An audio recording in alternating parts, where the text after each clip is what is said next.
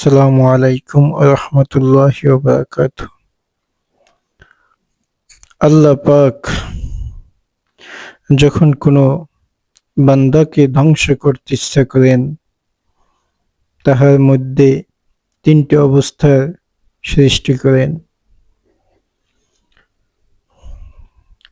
তিনটি অবস্থার যে কোনো একটি অবস্থায় পড়ে সে ধ্বংস হয়ে যায়। আমাদের উচিত এগুলো জানা এবং সেই অনুযায়ী আমল করা।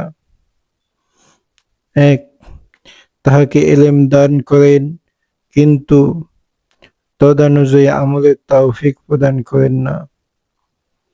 দুই, নেককারদের সংস্পর্শে থাকার সুযোগ দান করেন, কিন্তু তাহাদের মর্যাদা, অনুধাবন শক্তি এবং তাহাদের সম্মান অন্তর থেকে ছিনাইয়া নেন। তিন, নেক কাজ করার সুযোগ দেন, কিন্তু ইখলাস থেকে বঞ্চিত রাখেন, আর ইহা বদনিয়ত এবং আত্মার অপবিত্রতার ফলেই হইয়া থাকে।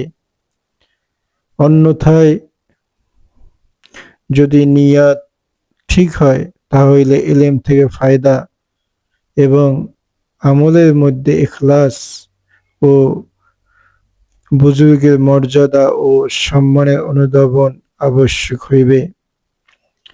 আল্লাহ তাআলা আমাদের সকলকে হেফাজত করুক।